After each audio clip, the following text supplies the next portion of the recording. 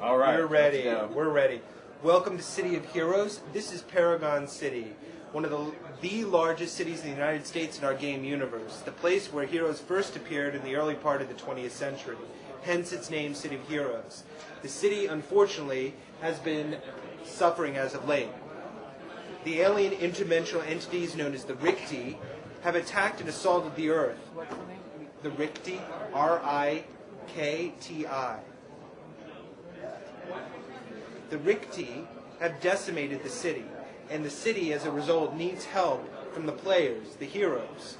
In this case, Rick has gone into the Freedom Phalanx headquarters to get a mission. Somewhere, lurking, is the fifth column, and they're up to no good. The hero, he needs to go and stop them. The villains are trying to take advantage of Paragon City's momentary weakness. Is this a local server or you actually picked up? Local. It's on a lane. When you receive a mission, only you and your designated teammates can actually go out on this particular mission. This way, nobody can steal your kills, your loot, or anything like that. Up to 8 people can participate in a mission. The mission itself will be balanced to face the opposition that enters in. So people from a wide variety of experience levels can enter in and combat foes.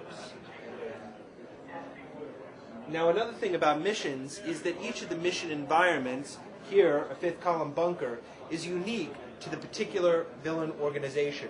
There are 10 organizations that have very different types of areas in which they're located. For instance, the fifth column is here in an underground bunker. The Cray Industries, you'll be fighting in offices and in laboratories. There are 10 different mission objectives. Here we're chasing a villain.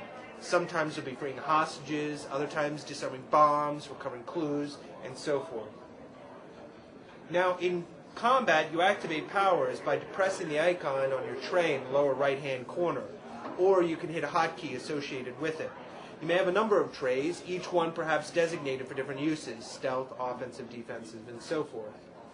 In combat, you can also target different areas of whatever you're attacking: head, chest, legs, hands. Each different attack has a different advantage and disadvantage. Hitting a foe in the head is harder, but you might stun them and they're temporarily disabled. You can also assume an overall more offensive or defensive posture. A more offensive attack means that you'll do more damage, but you'll be easier to hit because you'll leave yourself wide open. Defensive, you'll be harder to hit, but your attacks won't do as much damage.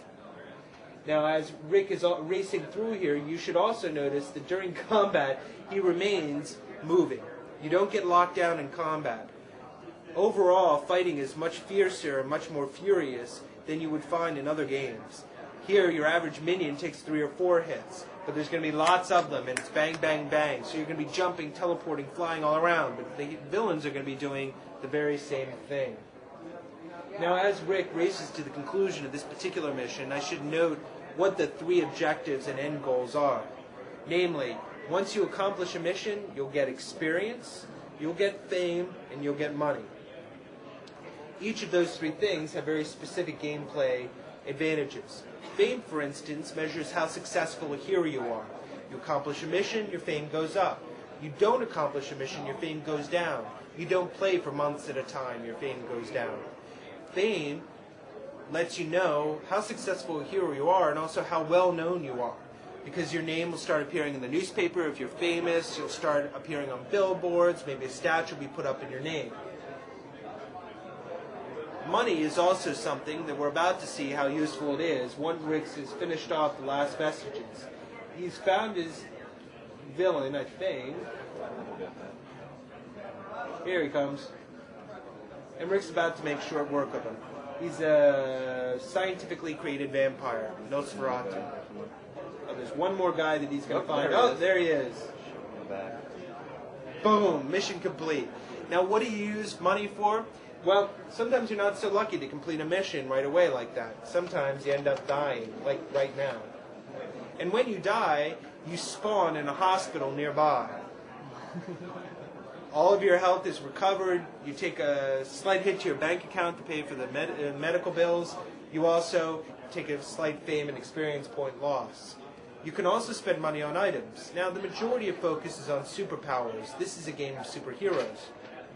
However, this doesn't mean that items aren't useful. For one hero type in particular, they need items in order to function and compete. That's the superior human. Rick's going to run on down to the store at super speed and then do a super leap so you can have an idea of what those powers are like, and then also what a store looks like. This is a store that any hero might be able to get into. However, there are certain stores that have special items and special things which you need a high-level fame to get. Fame opens up item opportunities, but also different missions, different areas of the city like hazard zones, which we'll cover in a moment. Now, the other reward after fame is experience. Experience increases your powers and your abilities. When you first choose a character, you choose their avatar, male, female, or gargantuan male. You choose an origin type of 1 of 7, and then you also choose your powers and skills. You spend a beginning level amount of points on each, and whenever you gain experience points, you can return back to your headquarters or to another hero organization to increase your stats or your powers. Did you say 7 types of the... Leaping has height, or flight has control, height, and speed.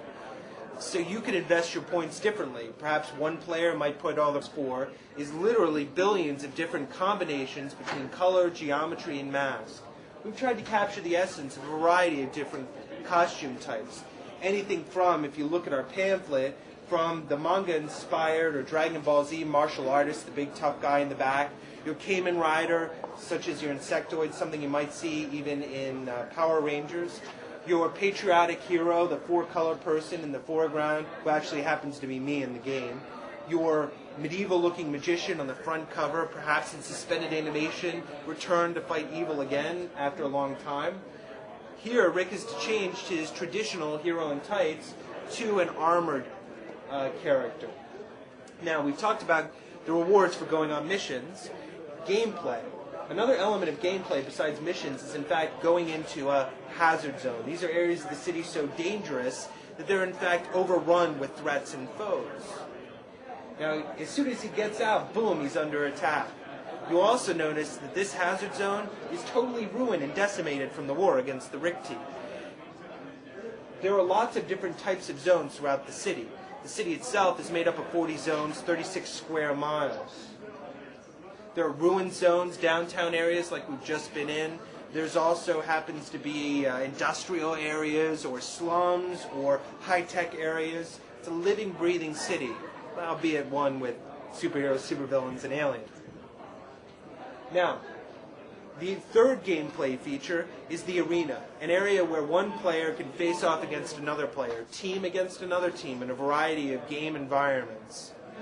There will be tournaments, ranking systems, and so forth for people who enjoy facing off against live opponents.